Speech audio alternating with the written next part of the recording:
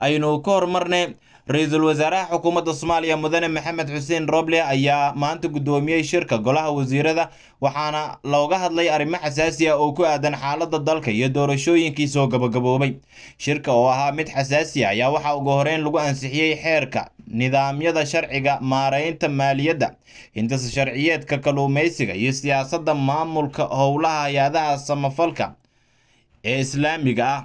Roble oo ka hadlay shirka ayaa mar kale u hambaliyeeyay madaxweynaha cusub mudane Xasan Sheekh Maxamuud wuxuuna ka dalbaday ummadda Soomaaliyeed in ay u duceyso.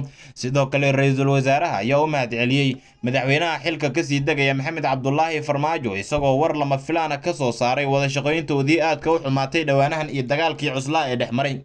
Madaxweyne Maxamed Cabdullaahi Farmaajo ayaan rabaa inaan isna halkan uga mahadceliyo sidii sharafta lahayd ee uu dalkan ku soo hogaamiyay iyo sidii sharafta lahayd ee xil wareejinta iyo qor isku dhiibka uu sameeyay.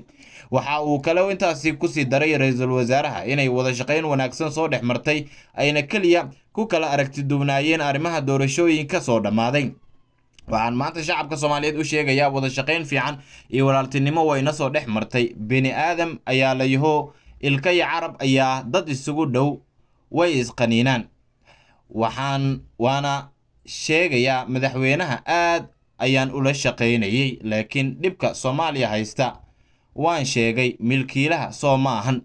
ugu dambeyn ra-iisul wasaaraha ayaa sheegay in wixii dhacay laga soo gudbo isla markaana uusan waxba u qabin madaxweynihii hore ee dalka Maxamed Cabdullaahi Farmaajo.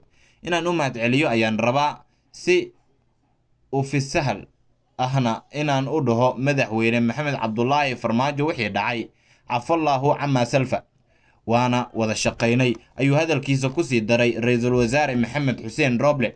haddaba haddii Roble uu weydiistay inay iscafiyaan madaxweynuhu ma aqbali doonaa tallaabadan waa su'aal isweydiin mudan.